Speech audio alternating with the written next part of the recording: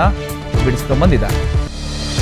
ಇನ್ನು ವಿದ್ಯಾರ್ಥಿಗಳ ಮೇಲಿನ ಲಾಠಿ ಚಾರ್ಜ್ ಬಗ್ಗೆ ಸಿಎಂ ಡಿಕೆಶಿ ಕೂಡ ರಿಯಾಕ್ಟ್ ಮಾಡಿದ್ದಾರೆ. ಯುವಕರು ದೇಶದ ಶಕ್ತಿ, ಮುಂದಿನ ಭವಿಷ್ಯ ಅಂತ ಸಿಎಂ ಡಿಕೆ ಶಿವಕುಮಾರ್ ಅವರು ಹೇಳಿದ್ದಾರೆ.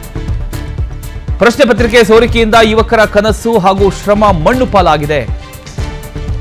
ಈ ಕಷ್ಟದ ಸಮಯದಲ್ಲಿ ಕಾಂಗ್ರೆಸ್ ಪಕ್ಷ ವಿದ್ಯಾರ್ಥಿಗಳ ಪರ ನಿಂತಿದೆ. ರಾಹುಲ್, ಪ್ರಿಯಾಂಕಾ ಗಾಂಧಿ ವಿದ್ಯಾರ್ಥಿಗಳಿಗೆ ನ್ಯಾಯಕ್ಕೆ ಮುಂಚೂಣಿಯಲ್ಲಿದೆ. ಸೊ ಈಗ ಇಬ್ರು ಕೂಡ ಮುಂಚೂಣಿಯಲ್ಲಿದ್ದಾರೆ. ಯಾವುದೇ ತಲೆ ಕೆಡಿಸಿಕೊಳ್ಳುವ ಅವಶ್ಯಕತೆ ಇಲ್ಲ. ವಿದ್ಯಾರ್ಥಿಗಳ ಭವಿಷ್ಯಕ್ಕಾಗಿ ಹೋರಾಟ ಮುಂದುವರಿಯುತ್ತೆ ಅಂತ ಡಿಕೆಶಿ ಅವರು ಹೇಳಿದ್ದಾರೆ.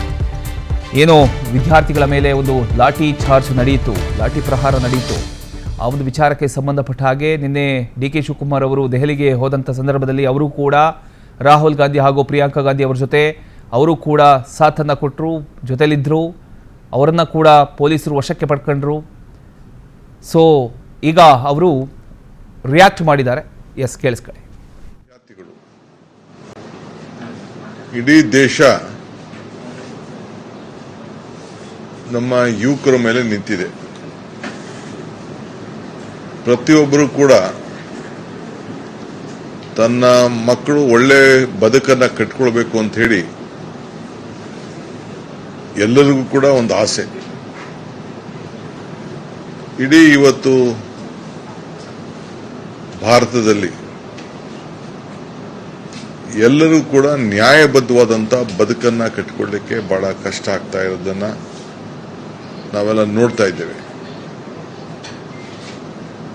25 ಲಕ್ಷಕ್ಕೂ ಹೆಚ್ಚು ಜನ ವಿದ್ಯಾರ್ಥಿಗಳು ಪರೀಕ್ಷೆಯನ್ನ ಬರೆದಿ ಕಷ್ಟಪಟ್ಟು ಓದಿ ತಂದೆ ತಾಯಿಗಳ ಸಹಕಾರ, ಶಿಕ್ಷಕರ ಸಹಕಾರ, ಮಕ್ಕಳ ಆಸಕ್ತಿ ಎಲ್ಲರೂ ಕೂಡ ಒಂದು ಬದುಕಿನ ನಮ್ಮ ಜೀವನ ಎಲ್ಲರಿಗೂ ಉದ್ಯೋಗ ಸಿಗ್ತದೆ ಅಂತಲ್ಲ, ಉದ್ಯೋಗವನ್ನ ಸೃಷ್ಟಿ ಮಾಡುವಂತ ಶಕ್ತಿ ಆ ಹೊಸ ಯುವಕರಲ್ಲಿ ನಾವೆಲ್ಲ ನೋಡ್ತಾ ಇದ್ದೇವೆ. ಸೊ ಇದು ದೇಶದ ಒಂದು ಆಸ್ತಿ. ಇವತ್ತು ಒಂದು ದೊಡ್ಡ ಮಾರಕವಾದಂತ ಸನ್ನಿವೇಶ, ಪೇಪರ್ ಲೀಕ್ ಮಾಡಿ ಈಚೆ ಬಂದು ಒಂದು ಪ್ರತಿಭಟನೆಗಳು ನಡೀತಾ ಇದೆ.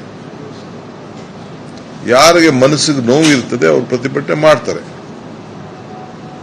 ಆದರೆ ಪ್ರತಿಭಟನೆಕಾರರನ್ನ ನಾವು ಯಾವ ದೃಷ್ಟಿಯಲ್ಲಿ ನೋಡ್ತಾ ಇದ್ದೀವಿ, ಇದು ಬಹಳ ಮುಖ್ಯವಾದಂತ ವಿಚಾರ. ಕಾಂಗ್ರೆಸ್ ಪಕ್ಷ ಮತ್ತು ವಿವಿಧ